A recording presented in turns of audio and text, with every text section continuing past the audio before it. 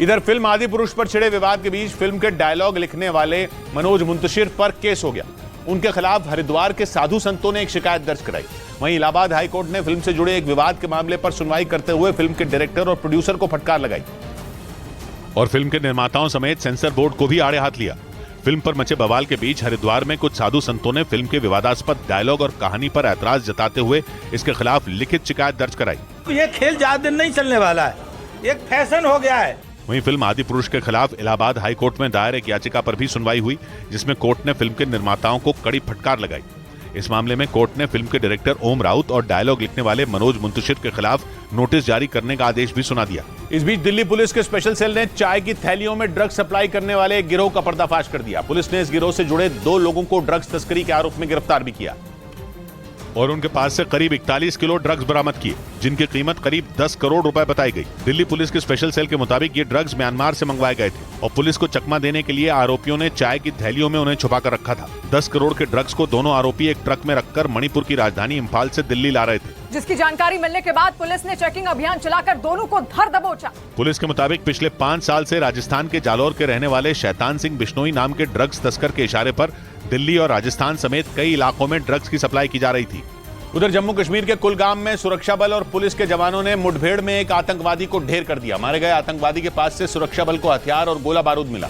आशंका जताई गई कि इनका इस्तेमाल वो किसी बड़ी वारदात को अंजाम देने के लिए करने वाला था।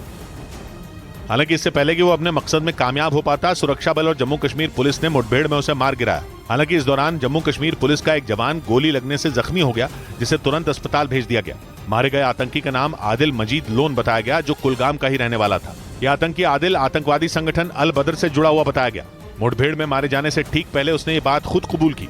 मैं अल बदर नामी तंजीम के साथ वाबस्ता था, उनके साथ काम करता था काफी टाइम से। मुठभेड़ के बाद सुरक्षा बलों ने पूरे इलाके में चौकसी बढ़ा दी। चप्पे चप्पे पर सुरक्षा बल के जवान तैनात कर दिए गए। इधर महाराष्ट्र के पुणे में दिल्ली के साक्षी हत्याकांड जैसी वारदात अंजाम देने की कोशिश की गई, लेकिन आसपास के लोगों की वजह से लड़की की जान बच गई और आरोपी को भी लोगों ने पकड़ लिया। पूरी घटना वहां लगे अलग अलग सीसीटीवी कैमरों में रिकॉर्ड हो गई, जिसमें स्कूटर पर जा रही एक लड़की को बीच रास्ते में एक लड़का रोकता दिखा।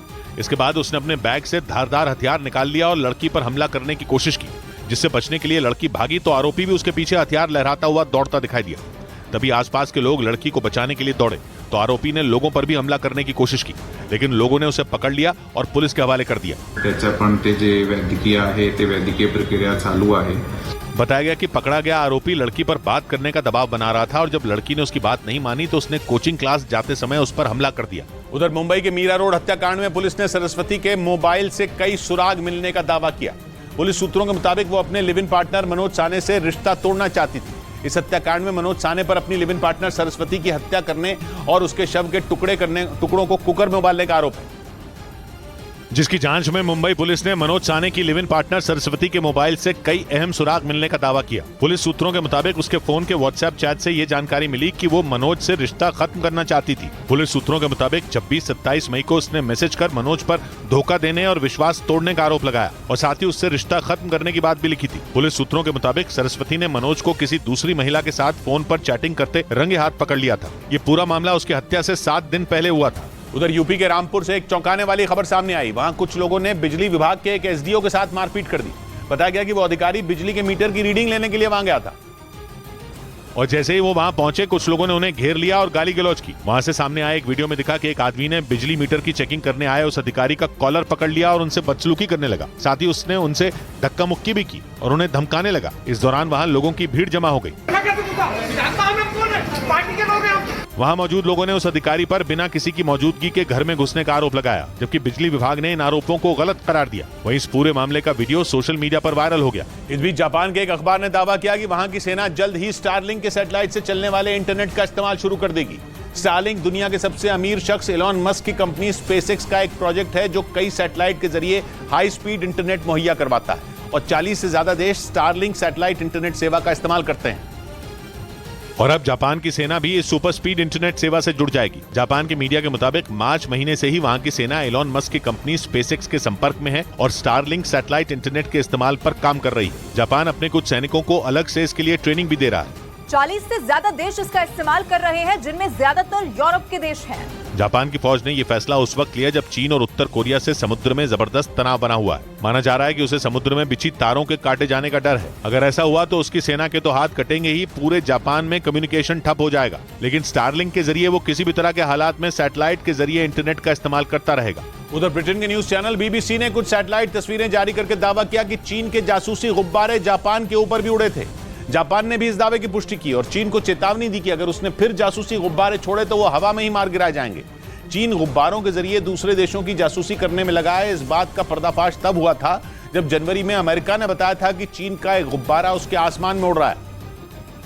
मगर BBC ने दावा किया कि जापान के उत्तरी हिस्से के ऊपर चीन ने अपना एक गुब्बारा उड़ाया था करीब 2 साल पहले, सितंबर 2021 में। BBC ने चीन के उस गुब्बारे की तस्वीर भी जारी की। यानी चीन गुब्बारे के जरिए अमेरिका के साथ उसके दोस्त जापान की भी जासूसी करने में लगा था। अमेरिका और जापान पक्के दोस्त हैं और अमेरिका की सेना भी वहां बड़ी तादाद में तैनात है। ऊपर से चीन दोनों का दुश्मन है, इसलिए चीन के जासूसी करने के दावे में दम तो है। अमेरिका ने भी फरवरी में अपने आसमान में उड़ते चीन के गुब्बारे को जासूस बताकर शूट कर दिया था, मगर चीन इस दावे को नकारता रहा। उसका कहना है कि अमेरिका के ऊपर उड़ने वाला उसका गुब्बारा मौसम की जानकारी जुटा रहा था, न कि जासूसी कर रहा था। इधर दिल्ली में बिजली के दाम में करीब 10% तक बढ़ोतरी के फैसले के खिलाफ कांग्रेस ने प्रदर्शन किया, जहां कांग्रेस के कार्यकर्ताओं ने केजरीवाल सरकार के खिलाफ जमकर नारेबाजी भी की और आम आदमी पार्टी के दफ्तर का घेराव करने पहुंचे, जिन्हें वहां मौजूद पुलिस ने रोक लिया। जिसके बाद कांग्रेस के कार्यकर्ताओं ने केजरीवाल सरकार के खिलाफ नारेबाजी की। कांग्रेस ने दावा किया कि बिजली के दाम बढ़ने से महंगाई भी बढ़ेगी। महंगाई केवल बिजली पे नहीं है, महंगाई का ये बिजली पे जो दरें बढ़ी उसका असर सीधा महंगाई पर होगा। वहीं प्रदर्शन कर रहे कांग्रेस के कार्यकर्ताओं ने दिल्ली सरकार से बिजली के दाम में बढ़ोतरी के इस फैसले को वापस लेने की मांग की। उधर समाजवादी पार्टी के नेता अबू आजमी को जान से मारने की धमकी मिली, जिसे लेकर उन्होंने मुंबई की कोलाबा पुलिस से इसकी शिकायत की। वहीं अबू आजमी ने इसे लेकर एक ट्वीट भी किया और आरोप लगाया कि उन्हें फोन और व्हाट्सएप के जरिए एक अज्ञात शख्स ने जान से मारने की धमकी दी। इसके साथ ही उन्होंने 2 फोटो भी शेयर किए जो उनके मुताबिक आरोपी ने उनको व्हाट्सएप पर भेजे थे, जिसमें उनके फोटो के साथ खून से सना एक चाकू और एक पिस्तौल नजर आई। साथ ही उन्होंने मैसेज में 3 दिन में जान से मारने की धमकी देने का भी आरोप लगाया। इसके बाद अबू आजमी ने मुंबई के कोलाबा पुलिस स्टेशन में शिकायत दर्ज कराई और महाराष्ट्र के सीएम एकनाथ शिंदे और डिप्टी सीएम देवेंद्र फडणवीस से मामले पर संज्ञान लेने को कहा। इधर उत्तर प्रदेश के कानपुर में पुलिस ने एक मदरसे के मौलाना को रेप के आरोप में गिरफ्तार कर लिया और थाने में पूछताछ के दौरान आरोपी कारी मोहम्मद अहमद नाम के उस मौलाना ने अपना गुनाह भी कबूल कर लिया। पुलिस के मुताबिक उसने मदरसे में पढ़ने वाली एक छात्रा का रेप किया, जिसकी शिकायत मिलने पर पुलिस ने रेप के आरोपी मौलाना कारी मोहम्मद अहमद को गिरफ्तार कर लिया। आरोप है कि कानपुर के एक मदरसे में पढ़ने वाली एक छात्रा का रेप किया गया। साथ ही आरोप है कि उसने वारदात का वीडियो रिकॉर्ड कर उसे सोशल मीडिया पर वायरल करने की धमकी भी दी। ये भी आरोप है कि उस छात्रा को धमकाकर उसने दूसरी बार भी रेप की वारदात को अंजाम दिया, जिसके बाद उस छात्रा के परिवार वालों ने पुलिस से इसकी शिकायत कर दी। ने इस बात को स्वीकार किया है कि उसके द्वारा एक कृत्य किया गया था। वहीं इस मामले में पुलिस ने आरोपी मौलाना को गिरफ्तार कर आगे की कार्रवाई शुरू कर दी। उधर अमेरिका ने अपने दोस्त इजराइल को बहुत बड़ा झटका दे दिया। उसने ऐलान किया कि वो इजराइल के कब्जे वाले इलाकों में विज्ञान और तकनीक से जुड़ी उसकी रिसर्च की फंडिंग नहीं करेगा, जबकि डोनाल्ड ट्रंप ने अमेरिका के राष्ट्रपति रहते हुए फैसला लिया था कि अमेरिकियों के टैक्स का पैसा विवादित इलाकों में भी इजराइल की रिसर्च के लिए इस्तेमाल हो सकता है। लेकिन जो बाइडेन की सरकार ने ट्रंप के उस फैसले को पलट दिया और ऐलान किया कि वेस्ट बैंक, पूर्वी यरूशलेम और गोलान हाइट्स में इजराइल के जितने भी संस्थानों को रिसर्च के लिए फंडिंग मिल रही है वो रोक दी जाएगी। ये तीनों वो इलाके हैं जिन पर इजराइल ने 1967 की जंग जीतने के बाद कब्जा कर लिया था।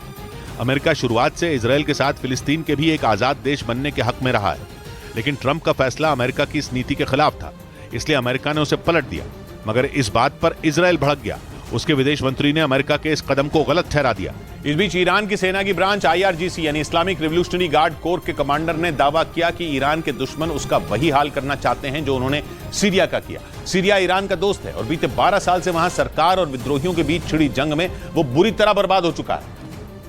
इसलिए IRGC के कमांडर जनरल हुसैन सलामी ने सीरिया की बर्बादी का डर दिखाकर अपनी फौज को ईरान के दुश्मनों के खिलाफ गुस्से से भरने की कोशिश की। हालांकि उन्होंने ईरान के दुश्मनों का नाम तो नहीं लिया, लेकिन ईरान के दुश्मन तो अमेरिका और इजराइल ही हैं और अमेरिका और इजराइल दोनों सीरिया के गृह युद्ध में कूदे भी हुए हैं। अमेरिका सीरिया में ISIS से लड़ने के लिए सरकार के विद्रोहियों की मदद ले रहा है और इजराइल भी सीरिया पर आए दिन हमले करता रहता है, क्योंकि ईरान ने सीरिया की सरकार को बचाए रखने के लिए अपने लड़ाके वहां उतारे हुए हैं।